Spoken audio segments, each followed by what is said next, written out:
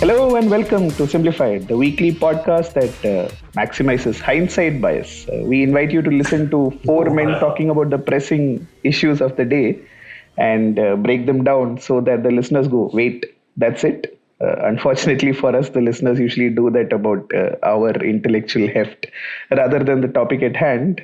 And in case you didn't know it already, I am Tony, and joining me is a man who stuffs everything inside his head so that he doesn't have to keep anything on top, except for that season when hats were in fashion.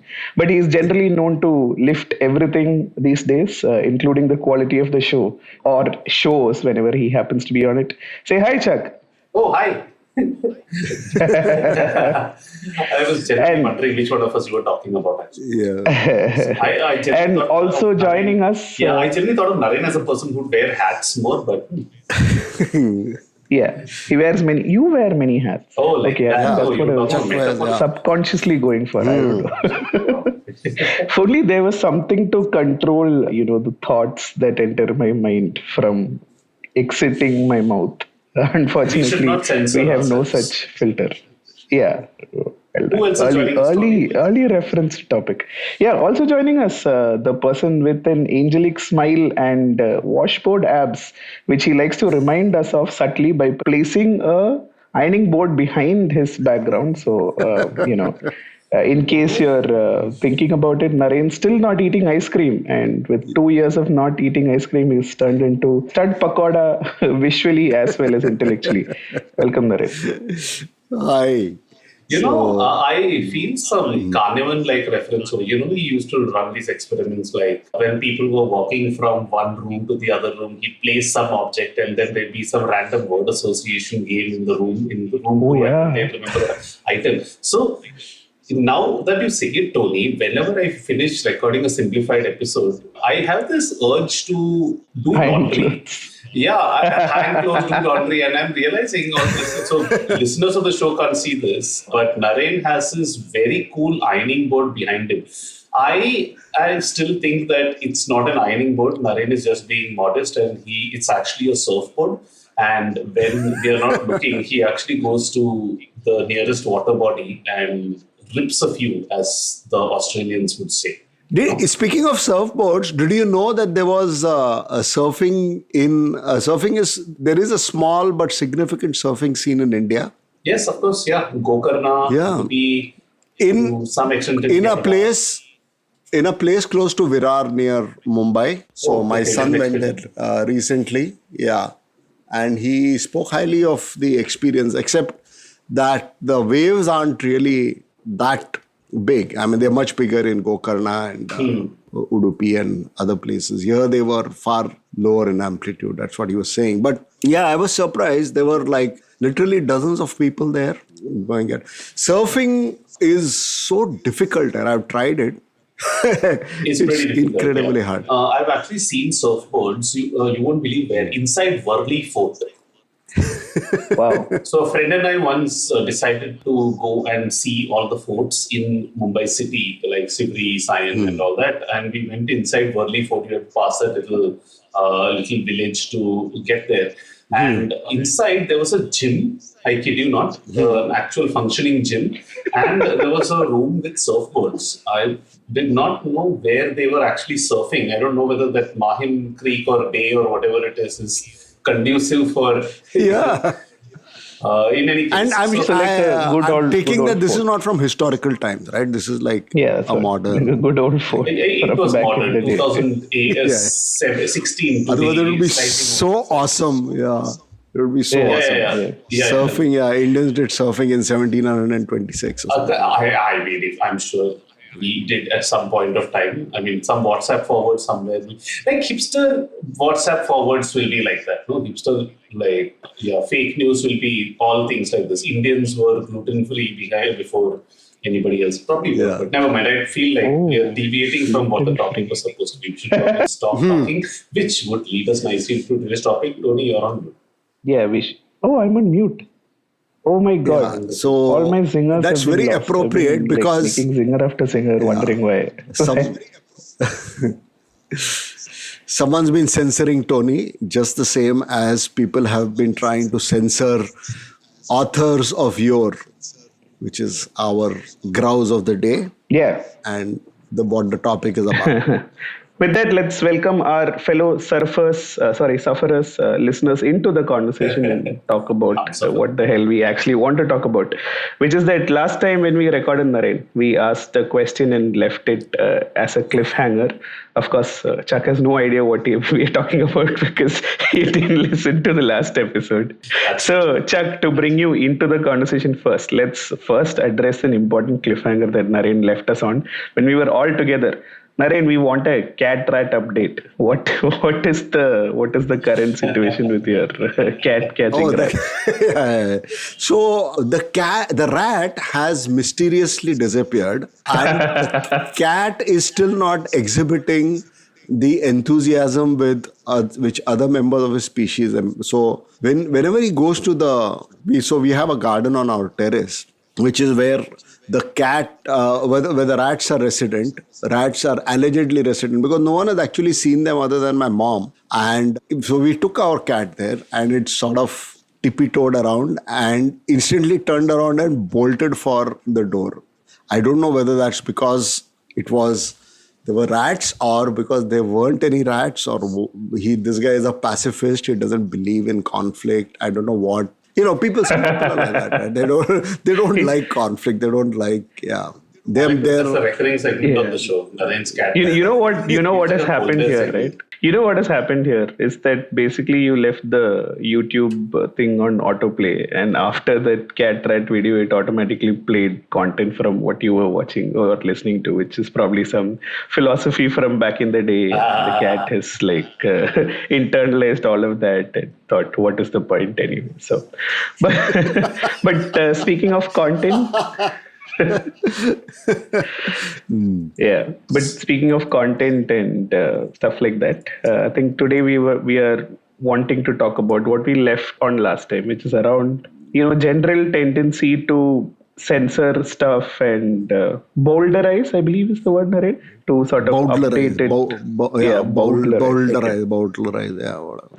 Yeah, basically in the context of old authors' works now being sort of cast anew. This includes the likes of Woodhouse, Enid Blyton, Roald Dahl, Agatha Christie. A bunch of different authors' works are sort of being sanitized right now. So I thought we'll have quite interesting takes around the board, especially because content moderation has been sort of like a pet topic of ours. We keep coming back to it every other year. We've spoken about how Facebook does it, how difficult it is going to be for Twitter to do it.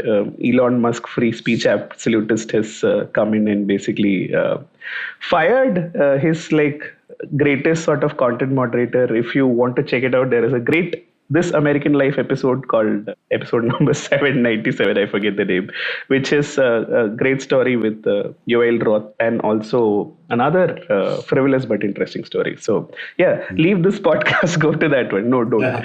But anyway, what we wanted to talk about has nothing to do with Musk or the internet per se, but in general about our thoughts on what this is about. Naren, why don't you kick us off first? Yeah, so there have been several authors, very, very famous, among them Roald Dahl, P.G. Woodhouse, and Agatha Christie, whose works have, because they wrote in an era when such words and such thoughts were permissible, are now found objectionable. So in the case of Woodhouse, for the life of me, I can't understand what it might be, except that he and Agatha Christie, they do use the N word from time to time to refer to black people in different sort of, different contexts.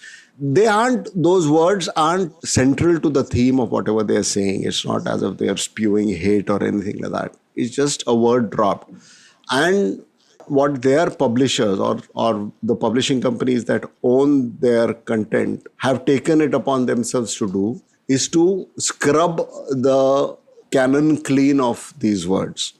And you can't just pluck a word out and then leave no word. So you have to put something else. And for many people, that detracts from the flow or the purity of, whatever the prose was. So prose itself, whatever people write, they provide delight in two ways, right? So one is they convey an idea. So you delight in the idea. And the second is the cadence of the words themselves, the way it is said.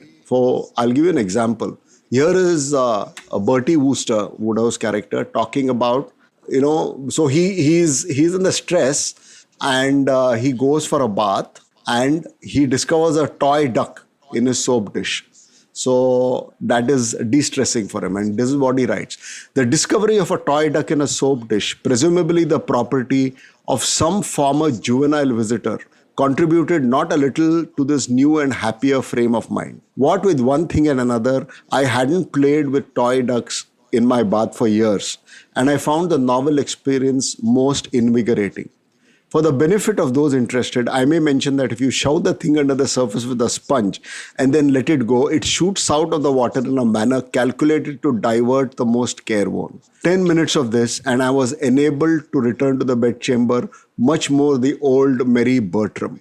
So that entire big sentence, maybe 50 words, is saying that I went to the bathtub and there was a duck and I played with it. So is the lilt of the language, is the flow, it is the way the prose is constructed, which is delightful. Now, if for some reason or the other you found that the word juvenile visitor is objectionable, or you thought that the word toy duck is objectionable, if you pluck those out, then that entire harmony of that sentence is gone, right? So this is the argument for people who don't agree that, that sort of censorship or editing, they don't call it censorship, they just call it editing, right? So they believe that these things should not be edited.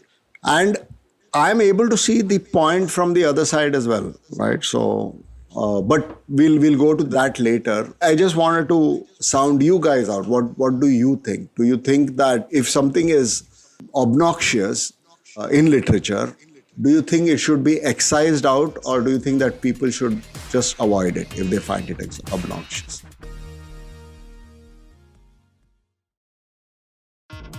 I think it's it's about the intent of the author to some extent, and I suppose this is the argument that you might make for the other side. Like if a Woodhouse were to use, for instance, is going back to the N word that might have been used, it may not be from a position of malice or anything of that sort. So then I see the merits of keeping it in. That being said, you can't ignore the fact that the meaning of the word and the symbolism of the word has changed since Woodhouse era. So maybe one way of thinking about it is, and this is a tough one for publishers to do, is if Woodhouse were to write that today, what would he use? Because it's not instrumental to the story by itself. Of course, if it is instrumental to the story, then we're dealing with bigger things, right? The idea behind the book itself is something that should be held at with either at least a warning sticker at the very least. I'm not sure whether outright censorship is the answer, or do you just bleep it out, or do you put in what Netflix had once proposed at one point of time, which is to put warning labels rather than they would say, right, rather than destroy a statue, keep the statue up and just explain the context as to why this person was important at one point of time, be it for good things or bad things. So again, I have been thinking about this since you guys proposed the idea for this topic, and honestly, it's something that I have always been conflicted of in my head. I remember very long, like the first time I actually thought about this topic was as far removed from high literature as you can get, and it was Yo-Yo Honey Singh lyrics about a decade back. And at that point of time, my gut reaction to songs being censored or taken off the air was, yeah, I mean, that's a good idea. If there are lyrics about, that are even encouraging aggressive attitudes towards women, let's put it mildly, yeah, those deserve to be yanked off the air. And then I went back and thought about many of my favorite songs and my favorite artists. And in many ways, they were communicating the same kind of message, but in much classy, subtler language. So then, this is something I've always been thinking about in my head. Okay, I mean, where do you draw the line with respect to this? Or do you actually have to grade it at various levels? And I think movies have actually done a better job of grading for various audiences rather than other forms of art, including literature and music. In music, you either have a warning explicit content label out front or nothing at all. Again, yet to see how much that actually deters people. On Spotify, you do have explicit marked as lyrics. You have the little warning label next to song. So that's kind of interesting. And that leads me to other questions like, okay, maybe you have that explicit label that's put over there because they caught a swear word in the lyrics. But what if the content itself was, it is possible to make a completely anti-Semitic song without using any cuss words. So then do you put an explicit label towards that because there's nothing per se explicit over there, explicitly explicit. So yeah, there's some just random thoughts in my head. I don't think I answered the question that you posed, Naren, but just putting out like a few strands of. No, I don't think our intent is ever to answer the question. Just to pose interesting ones. Leave it as an exercise for the listener who have gotten fitter as each episode of Simplified concludes without any answers. But just to sort of tease out a few different things there, right? One is, Naren, you spoke of Woodhouse as an example, right? And there is a sort of outlier effect whenever you use Woodhouse as an example because he relies heavily on word music, right? Like the plot, etc., is incidental. Every plot is pretty much the same, but he's just like using it as a medium to channel what he wants. But just to go back to books, Chuck, before we come to the rest of what you said. So, I mean, when I heard this as a one-line headline, I was like, I mean, what the hell? Like, what is the point of changing these things now? It is ridiculous. But let me read out some of the changes that have been made. This is in Enid Blyton 5 on Treasure Island, right? So one of the favorite adjectives that Enid Blyton has is the word queer, right? And now they've replaced it with any of peculiar, odd, strange, funny, weird, and amazing, because obviously queer has a different sort of context to where we stand right now. So isn't she queer? Not wanting to welcome us has changed to isn't she odd? Not wanting to welcome us, right? The other thing that is there is around skin color. So someone who's referred to as a brown-faced fisher boy has changed to a sun-tanned fisher boy, right? And, stuff like that, basically, right? And like Uncle Quentin in 1942 said of his daughter, "Where's George? She wants spanking." Now it is changed to, "She wants a good talking to." Right. So, I mean, if you sort of get into what the changes actually are, they're not unreasonable per se, right? Sure. And I'm not sure if, the author existed today, they would have objected to it. Because, I mean, at the end of the day, I'm guessing all of these books had editors at that point in time as well who would have been advising them to say, why not change this to X, or, this can't fly, or there is some sort of layer there. So, I mean, back to being muddled. But, I mean, Naren, have you... So here's my 2 cents, right? So first of all, who asked them to change? Yeah. Like who asked anyone to be the guardian of world sensibility, or peer sensibility of everyone in the world? So that's very presumptuous. Second is, why can it not be viewed as a repository of culture at a given point? It's a snapshot of what people were like. Queer, had multiple meanings. Queer has only one meaning now, but back in the day it was. And in fact, when we were kids, when I was not we, okay, when I was a kid, queer was a standard usage even in India. I mean, except for Malayalis, where these words are tricky, man. Like every time I say queer, I have to think many times and unlearn conditioning, because anything with a QU, when we grew up in Kerala, is usually Q, right? Queen would be pronounced Qun. Queer would be cure. Quiz would be Qs. So, I mean, I'm sure Malayalis avoided the word queer with a vengeance. But no, I get what you're saying. So, sorry, Chuck, you were coming in with something. No, I wasn't. So it seems to be technologically, if it's feasible, it seems like the solution is keep the original prose, but add the current context. I don't know if it's possible with books. Maybe it's easier in a format like, say, ebooks, and definitely possible with interactive forms of media.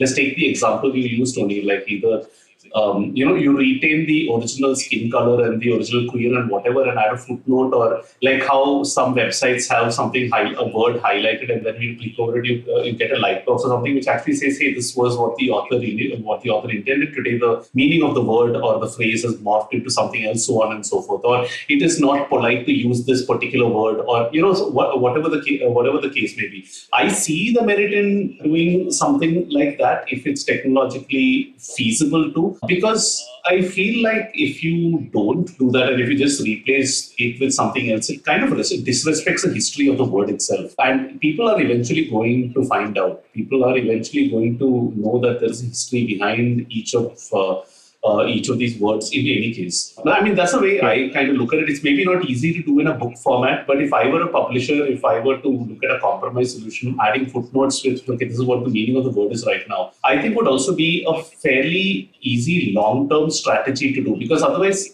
the meaning of words are going to keep changing, right? In 20 years, maybe half the words that we are using on this podcast are going to evolve, change, because they've been, appropriated, or the meaning has been changed by various groups. You never know. So just adding that context, I think, would help, and definitely will help overcome things like, oh, this author was racist and Woodhouse was like whatever, or that's just nonsense. I think they couldn't have predicted that words would evolve and meaning society would evolve the way it did. So No, but I mean, giving context has sort of allied meaning to it, right? Which is basically saying, I'm trying to dissociate with what this author had said, and like it was said in a particular point. You're already coloring the reader's view before even they've had a chance to consume the literature, right?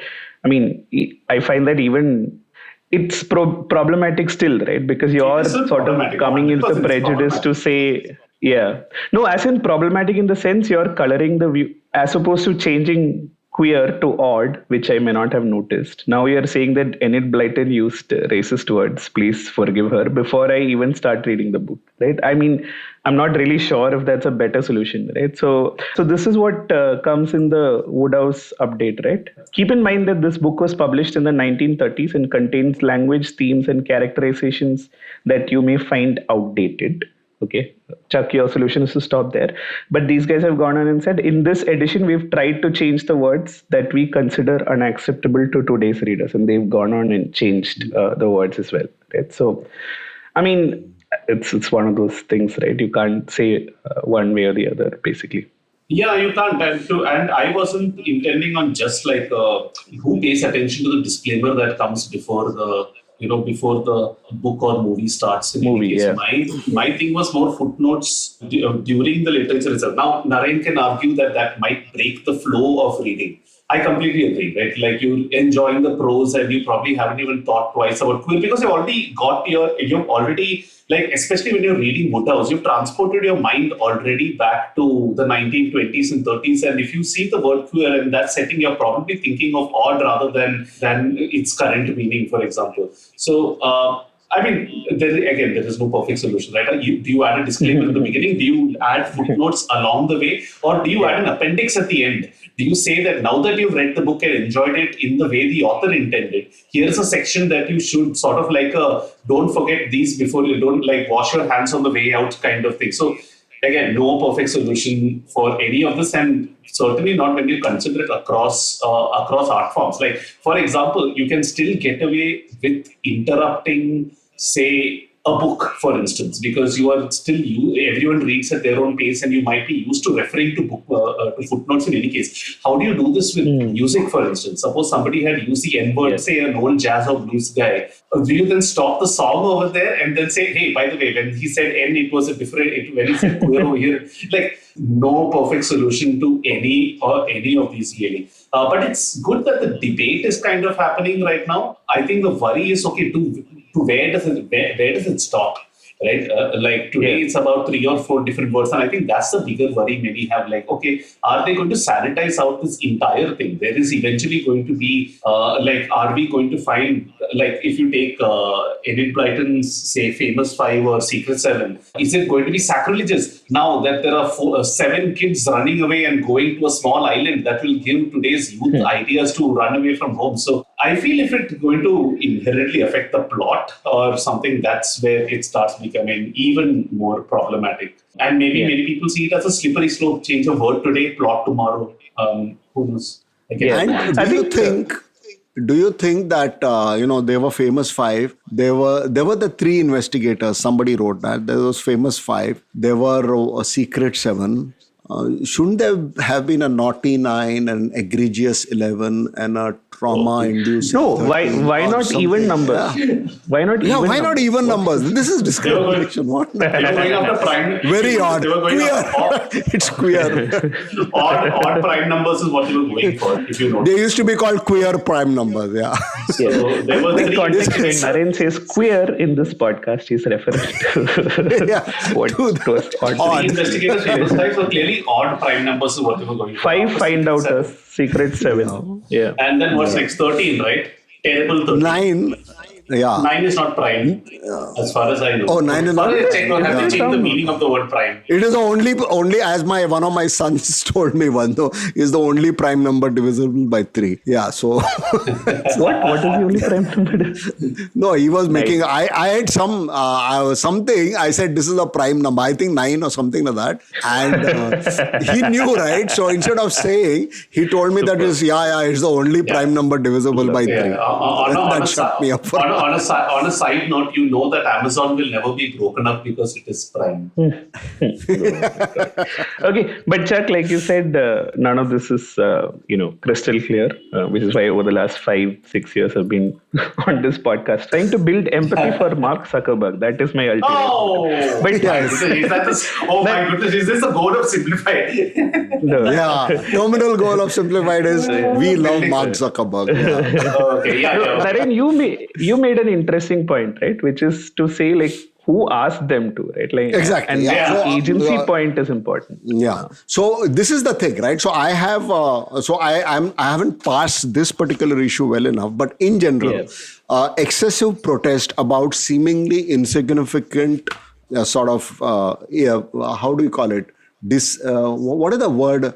Transgressions or whatever, So it's a seemingly insignificant. So queer versus odd, right? So no LGBTQ person is going to be greatly or traumatized because Enid Blyton said queer in her books, right? So that's not the issue they are facing.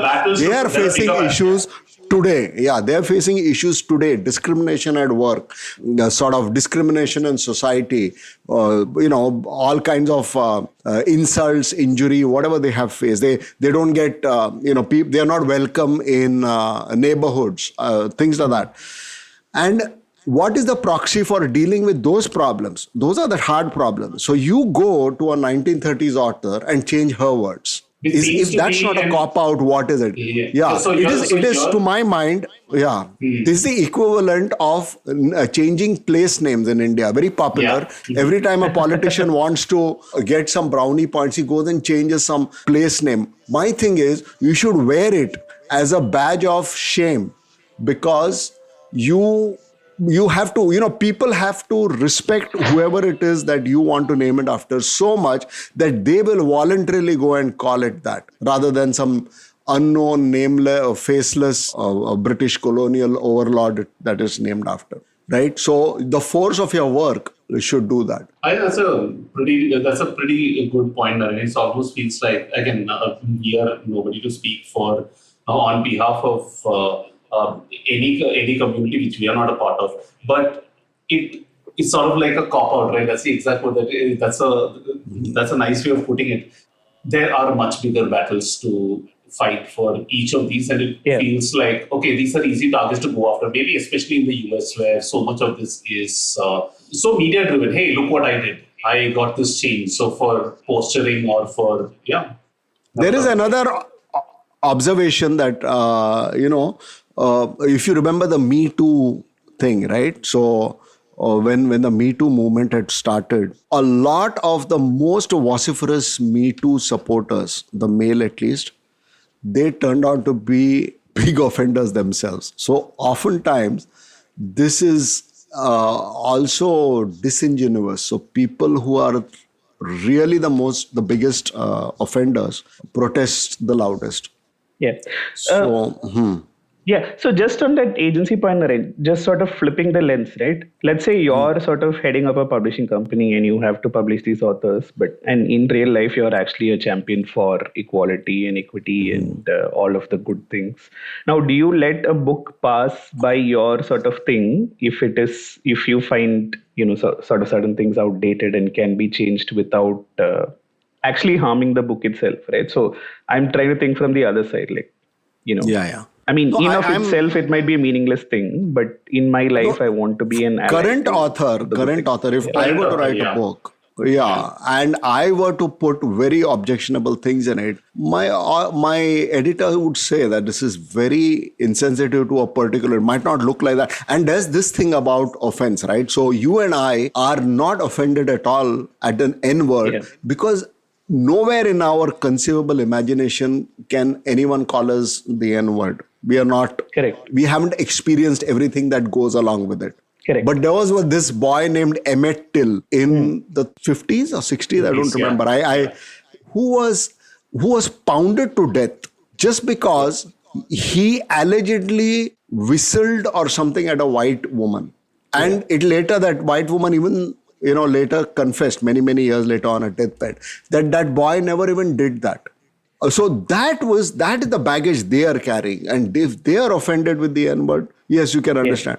But rest of us, I don't think so. Yeah, I think so. Good. Yeah. Time So to jump into the second. Yeah. So my point was this: that when we sweepingly dismiss, offense against the N word and all, we should also remember that it could be really painful for some other people. So that was my point. Yeah. Exactly. Yeah. And that was a good segue into the second part of this conversation. I think like one of the most brought up quotes in all of these things is I think, misquote from Voltaire, which goes, "I do not agree with what you have to say, but I'll defend to the death your right to say it."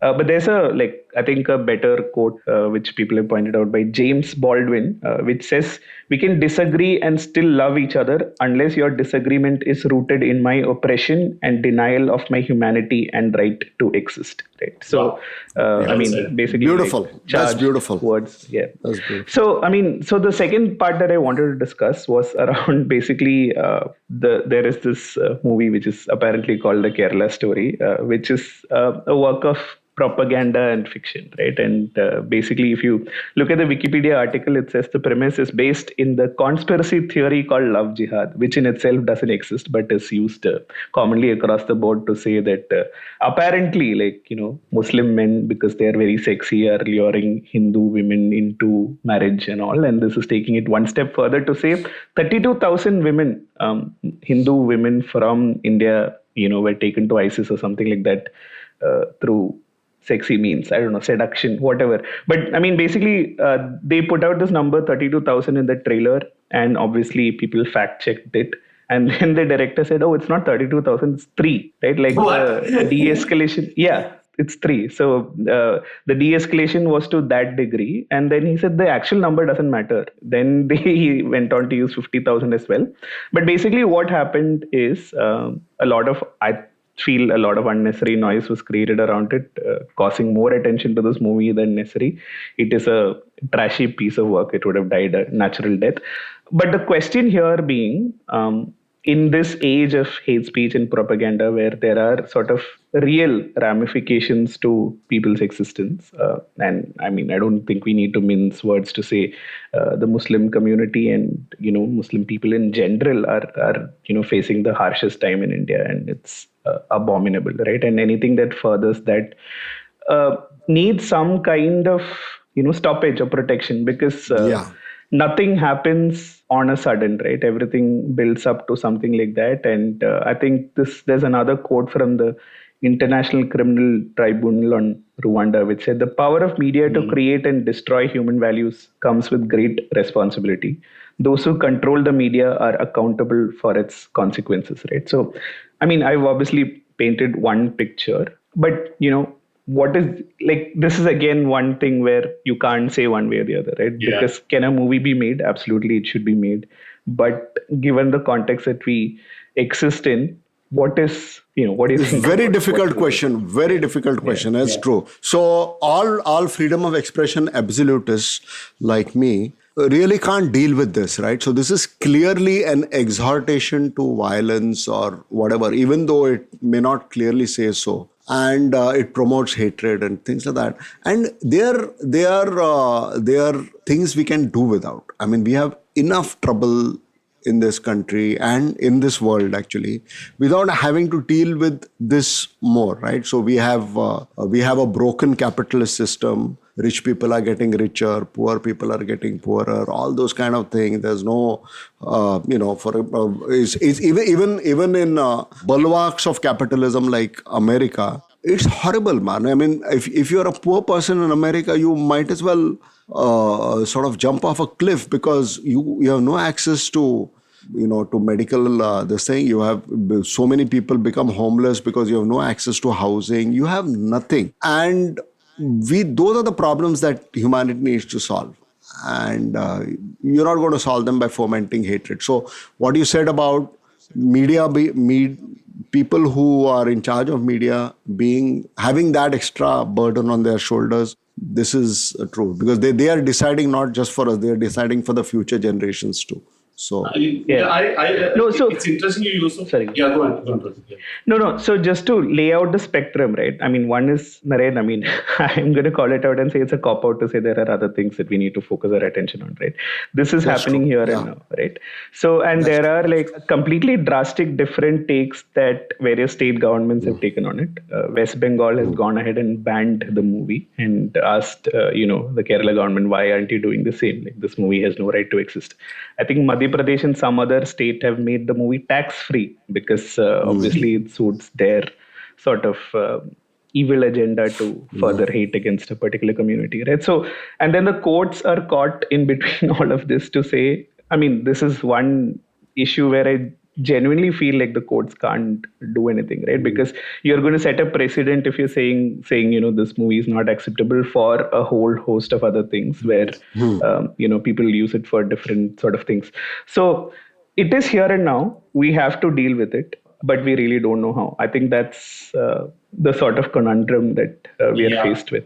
I'm going to cop out to me. I don't have an answer for this. No. I think this one doesn't have a solution. No, this doesn't. So, but I look at it slightly. I don't have an answer for the context that you painted right now, but I kind of am looking at this as silly as this might seem to say, sort of training for humanity in some sense. It's just like how we are now subject to far less WhatsApp conspiracies because somehow we have all gotten a little smarter because of this. Like even like uncles fact check themselves and all that, right? And you have to believe that all the misinformation and the backlash and the media and the media saying that, hey, there is a lot of misinformation, don't believe everything on WhatsApp. WhatsApp themselves doing information campaigns and things like that, that all had a role in us becoming a little more cynical about our media. And maybe even the three of us, as tech savvy as we were, fell for these things at one point of time when we were much younger and these mediums were much younger. Like I believed all the shit that came on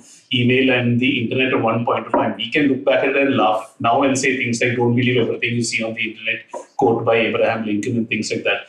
Maybe whenever I think of a conundrum like this, I kind of try to dissociate myself with the month and year it's happening in. At the end of the day, human culture is like that. They say that last 1 second of the entire, if you compress the entire history of humanity or the world into the universe into one day. And if you zoom out, this becomes, I suppose, one way of training ourselves to be cynical about the media that we see. Again, it doesn't solve this particular movie and this particular problem in 2023, but maybe one way of looking at it is the species will train itself to say, okay, don't believe all the media that you're seeing, and maybe everything that has happened from 2010 to 2000 onwards is kind of on that arc. I don't know if this whole thing makes sense and whether I'm just talking through my hat, but that's one way I think about it. I think the more things like this there are out there, I'm not saying that there should be more things like this out there, but even people are going to be like, okay, it's a work of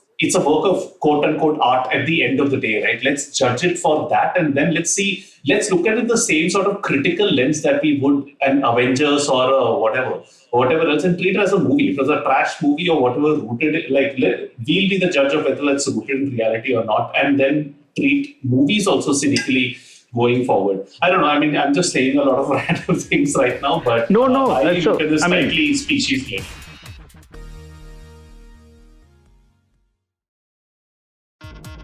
Yeah, I mean, obviously, like, we all need to get on with our lives, and the only way to do that is to rationalize it in some degree to say, this has happened so that something else can happen, right? And I mean, as I've sort of grown older, I've gotten more cynical to say, yeah, fine, the arc of history bends towards justice and all, but what about all the people who had to lose their lives or livelihood or property or whatever, right? I mean, there is no reparation for any of them, right? It's just a sort of way for us to move on with our lives without losing faith in the system or the world, as it were.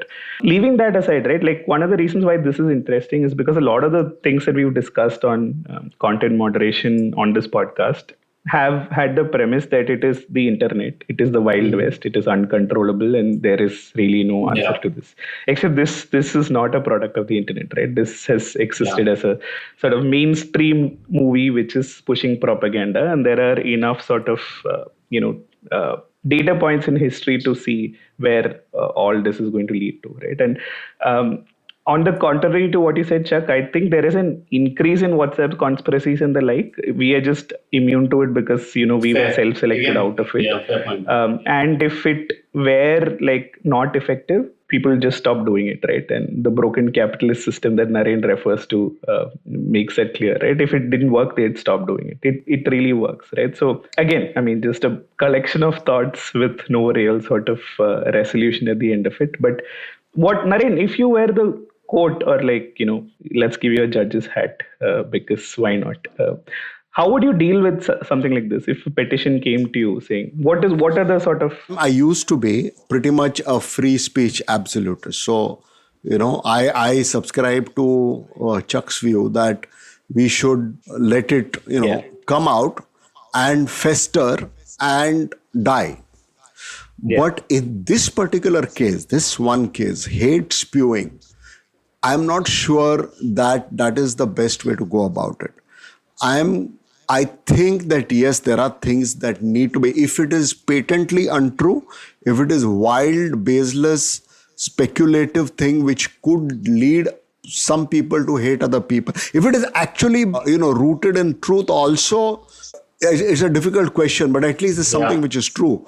But where it is wild and baseless, and it's an exhortation to violence, I think that we cannot be allowed. We do need to have some standards, man. We cannot, people are gullible, and your masses have a momentum of, people can get lynched and hurt before people see sense.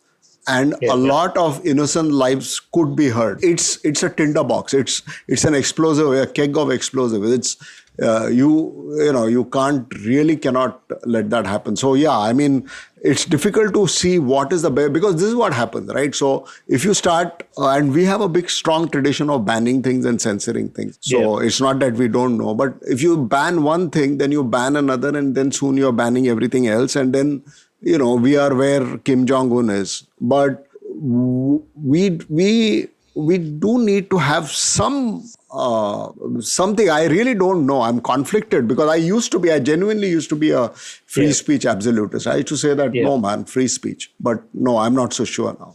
I'll just refer to, basically we speak from a lot of privilege, right? And I'll just refer to what I said earlier in this episode, was to say that, a lot of unnecessary attention was given to this. You should have just let it. It's a terrible movie. It would die, right? But I'm not directly affected by it, right? Let us say it was a movie that is affecting or like calling people who I identify as part of a community, and they're painted in bad light. How is that a fair thing to say, right? I was basically saying that, let it pass, it'll die its own natural death. Like, that is a position of privilege, right? To say, let them say whatever they want to. You just have to let it slide. But very true. I guess the protest or the reaction against it is fair because, not enough people are speaking up against it, right? So all sort of free speech absolutism, I would like to believe, stems from a position of privilege, right? And that is precisely the problem. Yeah, that's a great line, by the way. That's a great line. So true. Speech absolutism comes from a position of privilege, and we are so blind to our own privilege. It's completely invisible when it's your privilege. It's completely invisible. And most of us, I mean, we don't, we have the grace. Some of us have the grace to maybe pause and consider that maybe, but a lot of people will just brush you aside. I mean, what privilege? What are you talking about? You don't even consider that. Yeah. Yeah, I mean, I'm not sure we've basically painted ourselves into a corner with this episode, but I don't think there was any other sort of outcome here logically, right? Because just to sort of lay out the objective things that a court or a system can deal with is that if you set a particular judgment in this case, it becomes a precedence for anything that follows, right? Forget the slippery slope of North Korea. It would become sort of, let us say you're having a movie that talks about I don't know, certain sort of events that have happened, and a particular group feels offended by it, and then they'll go to the court saying this is, citing this particular judgment and taking it out, right? So the courts really can't do anything. These movies are being produced and being watched, and people are, shouting at people saying you've turned off the AC because you're a particular kind of person and stuff like that. So I don't think the resolution is in the courts. I don't think it's a problem of the internet. I think it's a problem of the times we live in, and something that we'll have to deal with going forward to say that the world is not all full of roses. So Yeah. Wow. Yeah. It is what it is. Yeah, it is what it is. We are living in a time when bad things can be weaponized with enormous amplitude and with very minimal effort. So we are witnessing that. We can only hope that those things are not weaponized so much as to wipe us all out. That's the only thing. I mean, we say so much about. I mean, we read so much, at least, about how technology is going to solve problems like this, and hate speech on Twitter and all that is just a matter of algorithms catching up to scrub it and all that. And I am not completely convinced about that. I think until the underlying root cause is treated, that there's just going to be a way for whatever thoughts to emerge in whichever form it is, on whichever platform it is, online or offline. And that obviously is something that's going to take generations of change to happen. And maybe that's why words do change their meaning, and maybe why it's to go back to how we started this conversation. Maybe it is does okay make for sense. for certain groups to to stake claim over certain words. So lots to think about. Wow. Heady episode for 8 a.m. Heady, and coming from a bunch of goofs like us to think, and it's one of the Yes Prime Minister things. That Jim Hacker actually has a couple of ideas, and he tells them to Sir Humphrey, and Sir Humphrey is complaining about those, Sir Arnold, who was his predecessor. And Arnold says, 2 ideas? 2 ideas? I can't remember when is the last time I met a met a politician with 2 ideas in his head. So, and actually neither of them were his idea. They were like, he's borrowed it from someone else. So we've got a couple of ideas, and I don't know when the last time that a bunch of simplified hosts had a couple of ideas, but these are strange times we live in. Yeah. No, I mean, one random, absolutely completely different random thought. Basically, IPL is going on, and there have been fights as in verbal altercations between, obviously, Kohli. Is that what we're calling it? Golf for this is fights. It's fine. For the IPL, we don't need to sugarcoat. Yeah. So, I mean, basically about speaking up against people who abuse you, right? This is very random anecdote. Okay, like I'm switching context completely, but it's just a very funny story that happened to a friend of mine who studied in BHU, and apparently there was a fight between second year mechanical and third year electrical engineering over a dirty spoon in the mess, right? And everyone's I mean, you know what engineering students are like. It takes very little for them to gang up and get on the streets with hockey sticks and cycle chains and whatever. And there's everyone's lined up over a dirty spoon, and they're all ready to fight, and lots of shouting is happening, and then the warden walks in, okay, and one group promptly start abusing the warden. Obviously not the warden, but his mom, because that's That's standard, right? engineering. Yeah. So Poor lady, yeah. yeah, there's this group shouting, warden ki, whatever, ma ki, whatever, right? And then this guy goes to him and says, "Sir, look, they're abusing your mother. These guys are horrible. That this and all." So the warden's like trying to protect the peace, and he's like, "What is your issue with it? He's abusing my mother. No, I'm okay with it." And then this guy is like, "What kind of an idiot are you?" And he climbs on top of the table and he starts shouting, "Warden ki maki." So basically, the guy who asked him turned into the abuser at the end of the day. So yeah, this is Well, at least my the friend two. Varun. I mean, if there's one lesson from there, maybe there's a common enemy, then the two groups will get unified. Did the mechanical engineering students and the electrical engineering students, were they united in their friendship over abusing the warden? Yeah, I don't think so. I mean, I don't, probably. I don't know if there is a lesson to be taken there, taken out from there to solve everything that we've spoken about on the show, but maybe it's best not to think about that. Yeah.